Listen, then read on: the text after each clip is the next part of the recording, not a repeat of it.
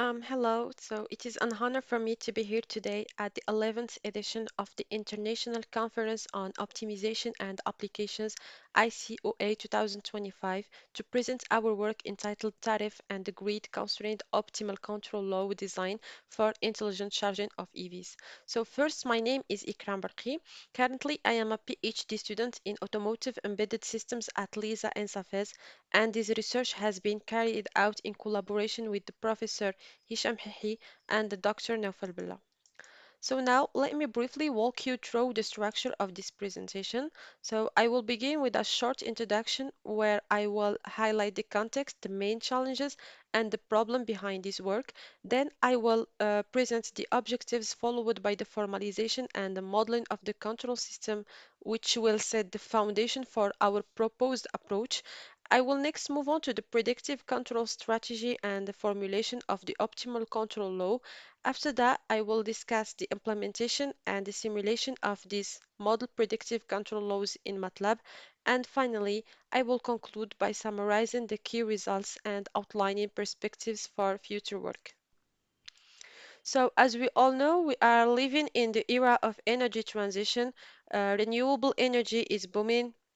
The electric vehicles are on the rise, and together they are revolutionizing the way we think about power systems. But every revolution brings its own challenge. Imagine millions of EVs plugged in at the same time. How do we charge them all without overloading the grid? How do we keep electricity affordable, stable, and reliable? And when renewables are by nature unpredictable? And this is the question we set out to answer. How can we manage EV charging in a smart grids powered by renewables in a way that it is cost efficient, user-oriented, and resilient? Our goal briefly is so simple but ambitious, is to design an optimal charging strategy, one that reduces cost, increases efficiency, and guarantees reliability, a solution that will make tomorrow's energy system not just greener but also smarter. So now imagine you plug in your electric car at night, and by morning it's ready, fully charged at the lowest possible cost and with zero stress. So that's the promise of optimal charging control, sorry. And here is how it works. So we take the input from electric grid, like the available power, network constraints, and even the fluctuating electricity price.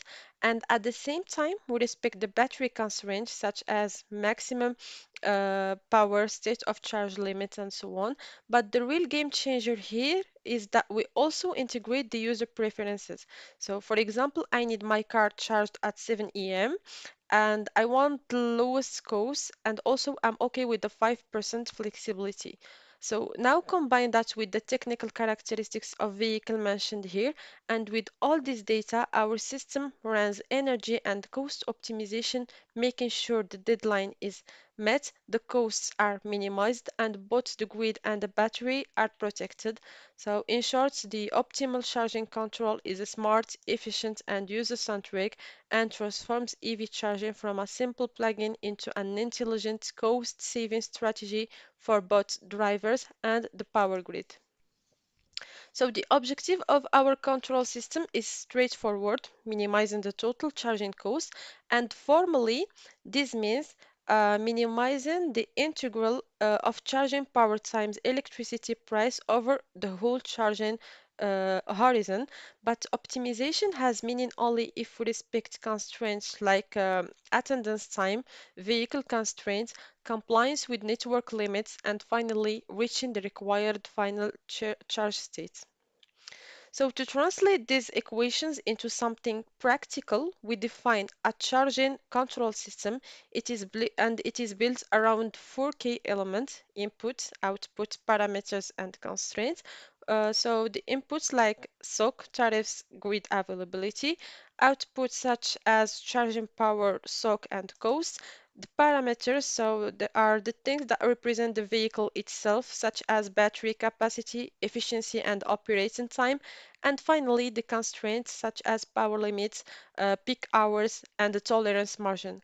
And together, these components make the system smart and adaptive. On top of this structure, We implement the model predictive control, and the principle is simple. At each step, the MPC predicts the future evolution of the system, computes the optimal charging strategy over a horizon, applies the first action, and then repeats the process.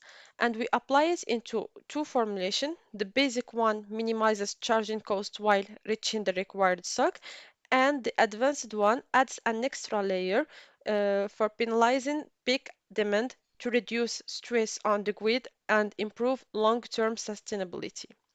So here is how it works. At each step, the algorithm updates SOC, grid power, and price.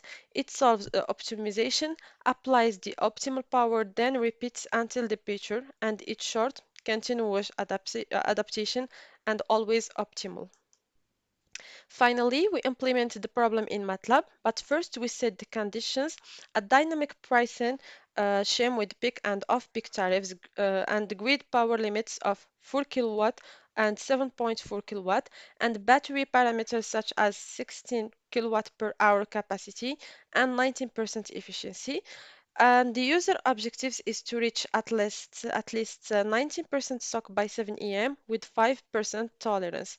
The charging horizon runs from 6 p.m. to 7 a.m., discretized into 13 hourly steps, and the battery dynamics are modeled with a simple stock update equations, and these ingredients form the base for predictive control simulation that follow. So now let's take a look at the result of the two MPC formulations applied to EV charging. In the basic formulation, the cost function minimizes two terms, the energy cost and the gap between the final SOC and the 19% target. So what we see is that at the beginning, the algorithm sometimes charge at 4 kilowatt because the SOC is very low, as you can see 30%, and there is a strong penalty for being too far from the target. But then it reduces power and sometimes even drop into zero, as you can see here, since electricity is expensive during peak hours. But after 10 p.m. and when tariff is cheaper and the maximum available power rises to 7.4 kilowatt, the MPC doesn't immediately go to the full power. Instead, it prefers to stay before 3 to 4 kilowatt, smoothing the profile, and as a result, SOC increases slowly at first and then more rapidly in off-peak hours and finally reaches about 89%, very close to the 90% percent target.